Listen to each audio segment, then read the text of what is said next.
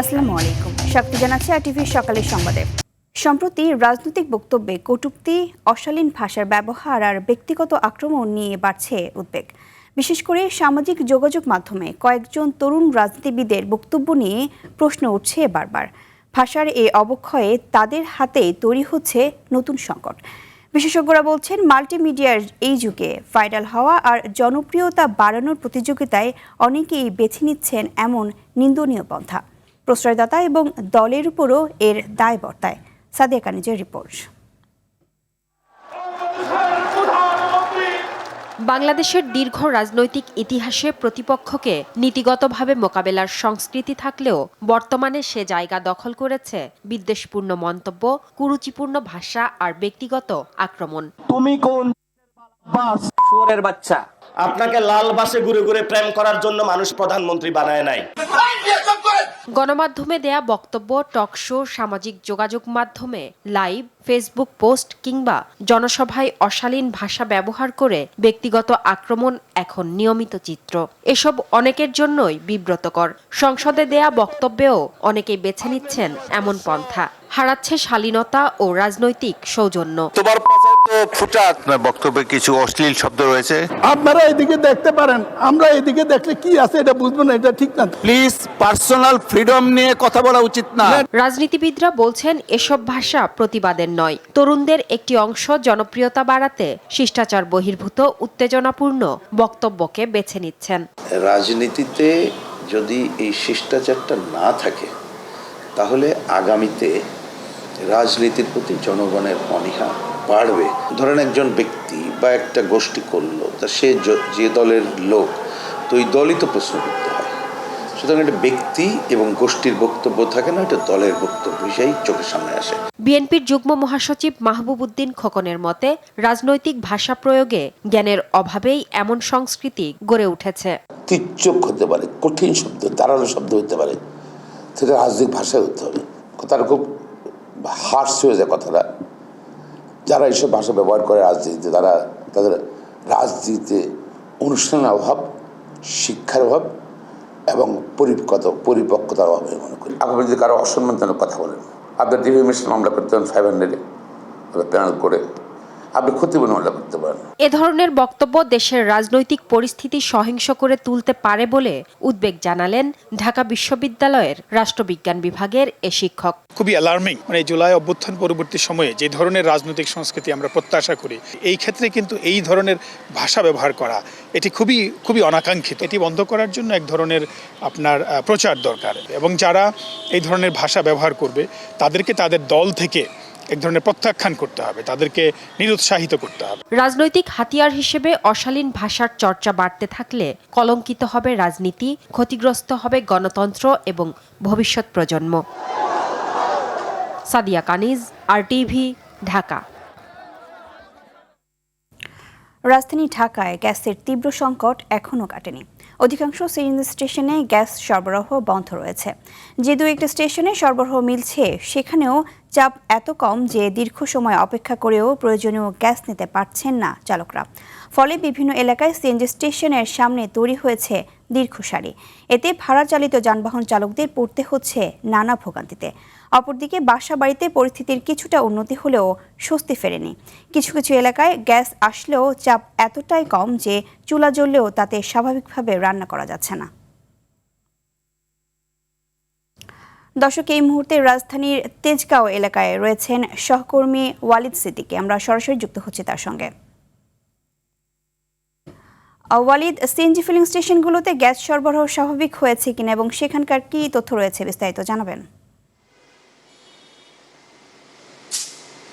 ইভা, সকাল থেকে আমরা রাজধানী কয়েকটি ফিলিং স্টেশনে পরিদর্শন করেছি। ফিলিং স্টেশনগুলোর বর্তমান যে পরিস্থিতি, আগে যে দীর্ঘ সারি ছিল সেই সারি অনেকটাই কমে এসেছে। সকাল থেকে আমরা দেখতে পাচ্ছি এখানে আগে যেখানে গ্যাসের চাপ ছিল স্টেশনগুলো থেকে 70 থেকে 80, সেখানে বর্তমানে গ্যাসের চাপ লক্ষ্য করা যাচ্ছে 160। তো পরিস্থিতি আমরা যা দেখতে পাচ্ছি আগের চেয়ে একটু ভালো। এবং আগে যেখানে গ্যাস ঢুকতো 60 থেকে 80 টাকা সিএনজিগুলোতে এবং গাড়িতে ঢুকতো সর্বোচ্চ 200 থেকে 300 টাকা, সেখানে বর্তমানে গ্যাস ঢুকছে 400, 500, অনেক জায়গায় 800 টাকা পর্যন্ত আমরা দেখেছি। তা ফিলিং স্টেশনগুলোর কর্তৃপক্ষের সাথে আমরা কথা বলেছি, তারা বলেছে যে গ্যাসের চাপটা আগের চেয়ে একটু বেড়েছে এবং যে ড্রাইভার চালকদের সাথে আমরা কথা বলেছি, চালকরা বলছে বর্তমান পরিস্থিতি আগের চেয়ে একটু স্বস্তিদায়ক। তারা বলছে যে দীর্ঘ সময় তাদের যে অপেক্ষা করতে হতো লাইনে দাঁড়িয়ে, সেই লাইন এখন কমে যাওয়ায় তারা কিছুটা স্বস্তির প্রকাশ করেছে আমাদের কাছে। আমরা এখন কথা বলবো এখানে একজন ফিলিং স্টেশন কর্তৃপক্ষের সাথে। আপনাদের বর্তমানে গ্যাসের চাপ কেমন এবং কতটুকু গ্যাস দিতে পারছেন আপনারা? আগে হয়তো ধরেন 100-150 টাকার গ্যাস যাইতো, এখন এক জায়গায় 500-600-700 টাকার গ্যাস যাইতেছে। মোটামুটি প্রেশার ভালো আছে। এই যে আপনি কত টাকার গ্যাস পেয়েছেন? আমি তো পাইলাম 400 টাকার। আগে কেমন পেতেন আপনি? গত 1 মাস যাবত সে অবস্থা থেকে কি আগে একটু ভালো হয়েছে কিনা? 1 মাস আগে মাঝখানে কম ছিল, অনেক প্রেশারে ছিল না, পাম্প বন্ধও ছিল। আজকে থেকে আবার গ্যাস দিতেছে, প্রেশার ফুল থাকলে 700-800 ঢুকতো, 400 টাকা ঢুকছে। ইভা, এই ছিল পরিস্থিতি বর্তমানে এখানে স্টেশনগুলোর যে পরিস্থিতি আগের চেয়ে কিছুটা স্বস্তিদায়ক। আপনি দেখলেন যে এখানে একজন চালক তিনি বলল যে আগের যে অবস্থা ছিল সে অবস্থা থেকে এখন গ্যাসের চাপটা একটু বেশি এবং তারা পর্যাপ্ত গ্যাস না পেলেও আগের চেয়ে একটু ভালো গ্যাস পাচ্ছে। ইভা, এই ছিল আমার কাছে সর্বশেষ পরিস্থিতি। ধন্যবাদ আপনাকে। চলমান গ্যাস সংকটে আজও দেশের বিভিন্ন স্থানের পাম্পগুলোতে গাড়ির দীর্ঘ লাইন দেখা গেছে। লাইনে পর্যাপ্ত চাপ না থাকায় নরসিংদীর সিএনজি স্টেশনগুলোতে লাইনে দাঁড়িয়ে নির্ঘুম রাত কাটান চালকরা। তবে গাজীপুরের কালিয়াকৈরে গত কয়েকদিনের তীব্র গ্যাস সংকটের তুলনায় পরিস্থিতি কিছুটা স্বাভাবিক হয়েছে। তবে গ্যাসের চাপ পুরোপুরি স্বাভাবিক না হওয়ায় এখনও বিভিন্ন সিএনজি পাম্পে দেখা যাচ্ছে যানবাহনের দীর্ঘ সারি। রোববারও উপজেলার বিভিন্ন পাম্পে গ্যাসের জন্য ঘন্টার পর ঘন্টা অপেক্ষা করতে দেখা গেছে চালকদের। সংশ্লিষ্টরা বলছেন, আগের দিনের তুলনায় গ্যাসের সরবরাহ কিছুটা বাড়লেও সংকট পুরোপুরি কাটেনি। ফলে কয়েকটি পাম্পে গ্যাস পাওয়া গেলেও চাহিদার তুলনায় তা পর্যাপ্ত নয়।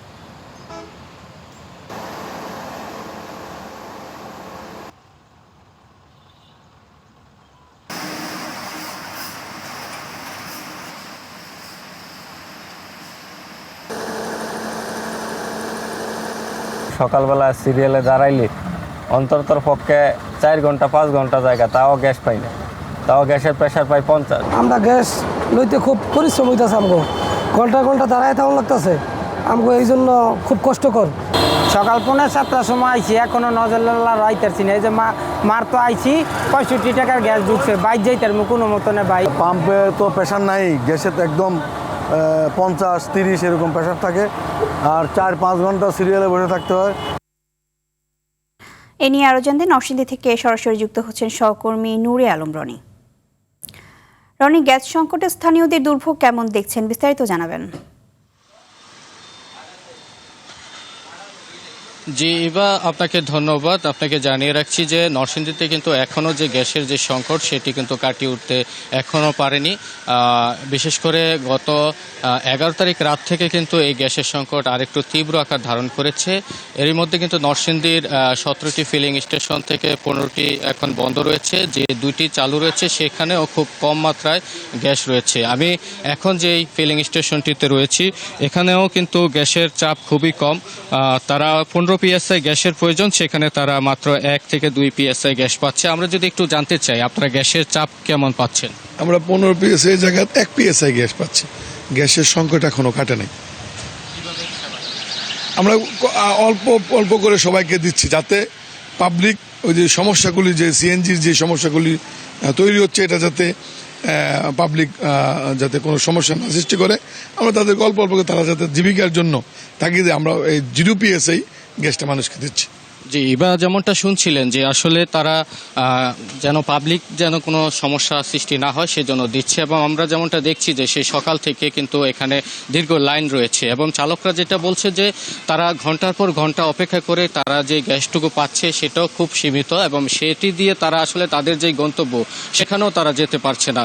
তো তারা বলছেন যে এভাবে যদি চলতে থাকে তাদের যে স্বাভাবিক জীবনযাত্রা সেটি কিন্তু ব্যাঘাত ঘটবে এবং পরিবার নিয়ে তাদের কিন্তু পথে বসতে হবে। এছাড়া জানিয়ে রাখছি যে নরসিংদীতে কিন্তু এই গ্যাস সংকটের কারণে নরসিংদীর অনেক শিল্প কারখানা বন্ধ হয়ে গিয়েছে। যে কটি চালু রয়েছে সেখানে তারা লাকড়ি বা অন্যান্য জ্বালানি তারা ব্যবহার করছে। তো আমরা কর্তৃপক্ষের সাথে কথা বলেছিলাম, তারা যেমনটা জানিয়েছে যে এলএনজি টার্মিনালের যে সমস্যা সেটি আসলে সমাধান হওয়ার আগ পর্যন্ত এই যে সংকট সেটি কাটিয়ে উঠবে না। তবে কবে নাগাদ সেটি হবে সেটি তারা এখনো নিশ্চিত করে বলতে পারছে না। তো এই ছিল আমার কাছে নরসিংদী থেকে গ্যাস সংকটের সর্বশেষ পরিস্থিতি। ধন্যবাদ আপনাকে। শেরপুরে টানা 120 ঘন্টা ধরে নেই গ্যাসের দেখা। মাতারবাড়ি ও মহেশখালী অঞ্চলের এলএনজি টার্মিনালে ত্রুটির প্রভাবে 5 দিন ধরে মিলছে না গ্যাস, যার নেতিবাচক প্রভাব পড়েছে রান্নাবান্না থেকে শুরু করে পরিবহন খাতে। ভোগান্তিতে পড়েছেন প্রায় 4000 আবাসিক ও 22টি বাণিজ্যিক গ্রাহক। কবে নাগাদ পরিস্থিতি স্বাভাবিক হবে সেটাও জানে না কর্তৃপক্ষ। শেরপুর সংবাদদাতার পাঠানো তথ্যচিত্রে আরও জানাচ্ছেন সুলাইমান কবির। গত 12 আগস্ট বুধবার রাত 10টা হঠাৎ করেই শূন্যের কোটায় নেমে আসে শেরপুরের গ্যাসের চাপ। এরপর কেটে গেছে টানা 5 দিন, তবে গ্যাসের অভাবে জ্বলেনি চুলা। সবচেয়ে বেশি বিপাকে পড়েছেন শহরের বাসিন্দারা। বিকল্প জ্বালানির ব্যবস্থা করতে না পেরে কেউ কিনছেন হোটেল থেকে খাবার, আবার কেউ মাটির চুলা কিংবা লাকড়ি দিয়ে চালাচ্ছেন রান্নাবান্নার কাজ। 12 তারিখ থেকে আজকে তো 16 তারিখ, 4 দিন থেকে তো একদম গ্যাস নাই, রান্না করা যায় না, সমস্যা। সকালে ছেলে মেয়ে স্কুলে গেছে না খায়া, বিদ্যুৎ থাকছে না যে আমরা বিদ্যুতের মাধ্যমে ইলেকট্রিক চুলায় রান্না করব। সরকার যাতে একটু নজর দিয়ে দেখে এবং আমাদের সমস্যাটা অতি শীঘ্রই সমাধান করে। শুধু রান্নাঘর নয়, গ্যাস সংকটের প্রভাব পড়েছে পরিবহন খাতেও। শেরপুরের একমাত্র সিএনজি ফিলিং স্টেশনে গ্যাস না থাকায় সিএনজি চালিত অটোরিকশা চলাচল প্রায় বন্ধ। এতে বিভিন্ন রুটে যাত্রীদের ভোগান্তির পাশাপাশি বেড়েছে ভাড়া। আমরা 4 দিন যাবত বসে আছি, ঠিক আছে, কোনো গ্যাস পাইতেছি না। টাকা রোজগারের পথ বন্ধ হয়ে গেছে। আমরা গরিব মানুষ, দিন কামাই করে দিন খাই, বউ পোলাপান বাচ্চা নিয়ে কেমনে চলি আমরা। তিতাস গ্যাসের শেরপুর জোনাল অফিস বলছে, ব্রাহ্মণবাড়িয়া ও মাতারবাড়ি অঞ্চল থেকে সরবরাহ এলেও জাতীয় গ্রিডে ঘাটতির কারণে শেরপুরে তৈরি হয়েছে গ্যাস সংকট। সমস্যার সমাধান কবে হবে তা নির্দিষ্ট করে বলতেও পারছে না কর্তৃপক্ষ। আমাদেরকে যেটা জানানো হয়েছে যে গত বুধবারে যে আগামী 5 থেকে 7 দিনের মধ্যে সরবরাহ ধীরে ধীরে শুরু হবে, তবে স্বাভাবিক হতে কতটুকু সময় লাগবে এটা আমাদেরকে নির্দিষ্ট করে জানানো হয়নি। শেরপুরে প্রতি মাসে গ্যাসের চাহিদা প্রায় 27 থেকে 32 মিলিয়ন ঘনফুট। তবে গ্যাস সংকটে বিকল্প জ্বালানির বাড়তি খরচ আর পরিবহনে অতিরিক্ত ভাড়া মিলিয়ে নাভিশ্বাস উঠেছে শেরপুরবাসীর। দ্রুত জাতীয় গ্রিডের সংকট সমাধান করে স্বাভাবিক গ্যাস সরবরাহ নিশ্চিত করার দাবি ভুক্তভোগীদের। সুলাইমান কবির, RTV। চট্টগ্রামের সীতাকুণ্ডে ফেরদৌস স্টিল শিপ রিসাইক্লিং ইয়ার্ডে গ্যাস লিকেজে 9 শ্রমিক নিহতের ঘটনায় আদালতের নির্দেশনা লঙ্ঘনের অভিযোগ তুলেছে বাংলাদেশ পরিবেশ আইনজীবী সমিতি বেলা। একই সঙ্গে ইয়ার্ডটির সব কার্যক্রম বন্ধ, ছাড়পত্র, অনুমতিপত্র ও লাইসেন্স বাতিল এবং ঘটনার নিরপেক্ষ তদন্তের দাবি জানিয়েছে সংগঠনটি। জাহাজ ভাঙা কার্যক্রমে শ্রমিকদের নিরাপত্তা নিশ্চিত করতে জাহাজ আমদানির ক্ষেত্রে কালো বা ছাই তালিকাভুক্ত দেশ থেকে জাহাজ আমদানি নিয়ন্ত্রণের নির্দেশনা দেওয়া হলেও তা না মানায় একই ইয়ার্ডে বারবার প্রাণহানির ঘটনা ঘটছে। বেলার তথ্যমতে 2009 থেকে 2023 সাল পর্যন্ত একই ইয়ার্ডে অন্তত 5 বার একই ধরনের দুর্ঘটনা ঘটেছে। এ যেন সর্ষের মধ্যেই ভূত। যাদের দায়িত্ব সমাজকে মাদক মুক্ত করা, তাদের কেউ কেউ অর্থের বিনিময়ে মাদক ব্যবসায়ীদের ছেড়ে দিচ্ছেন। কেরানীগঞ্জ মডেল থানার 2 পুলিশ সদস্যের বিরুদ্ধে ভুয়া ডিবি পরিচয়ে মাদকসহ এক ব্যবসায়ীকে আটক করেও টাকার বিনিময়ে ছেড়ে দেওয়ার চাঞ্চল্যকর তথ্য উঠে এসেছে RTV অনুসন্ধানে। কেরানীগঞ্জ থেকে রাজু আহমেদের তথ্যচিত্রে জানাচ্ছেন লিওন আজাদ। সিসিটিভি ফুটেজে দেখা যায় কেরানীগঞ্জের কদমতলী এলাকায় কিছুদিন আগে ডিবি পুলিশ পরিচয়ে 10 কেজি গাঁজা সহ এক মাদক ব্যবসায়ীকে আটক করেন কেরানীগঞ্জ মডেল থানার ASI জাহেদুল ইসলাম ও এক কনস্টেবল। আটকের পর মামলার ভয় দেখিয়ে 1 লাখ টাকার বিনিময়ে ওই ব্যবসায়ীকে ছেড়ে দেন এই 2 পুলিশ সদস্য।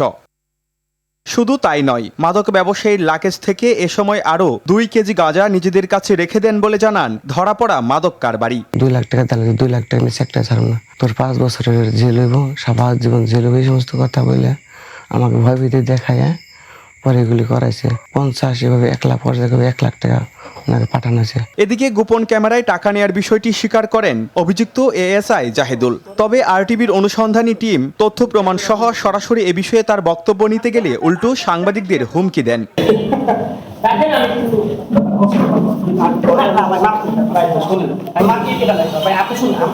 এ ঘটনার বিষয়ে কেরানীগঞ্জ মডেল থানার অফিসার ইনচার্জ রুহুল কুদ্দুসের কাছে জানতে চাওয়া হলে তিনি ক্যামেরার সামনে কোনো কথা বলতে রাজি হননি। তবে তদন্ত সাপেক্ষে অভিযুক্ত 2 পুলিশ কর্মকর্তার বিরুদ্ধে যথাযথ আইনগত ব্যবস্থা নেওয়া হবে বলে জানান কেরানীগঞ্জ সার্কেলের অতিরিক্ত পুলিশ সুপার জামিমুল হক। আমি বিষয়টা অবগত হয়েছি, বিষয়টা অবগত হয়েছে এবং প্রাইমারি ভাবে যে স্টেপ নেওয়ার কথা সেটা আমি নিয়েছি এবং এটা যেহেতু একটা এলিগেশন এসেছে এটা আমি পার্সোনালি ইনভেস্টিগেট করে ওদের যেটা পাওয়া যায় ওগুলো আমি সেভাবে যদি সত্যতা পাওয়া যাবে প্রসিডিং এর জন্য সেভাবে সুপারিশ করবো আর কি। মাদক বিরোধী অভিযানের নামে যদি মাদক ব্যবসায়ীর কাছ থেকে চলে টাকার বাণিজ্য, তাহলে আইন শৃঙ্খলা রক্ষার দায়িত্বে থাকা ব্যক্তিদের নিয়ে উঠবে প্রশ্ন।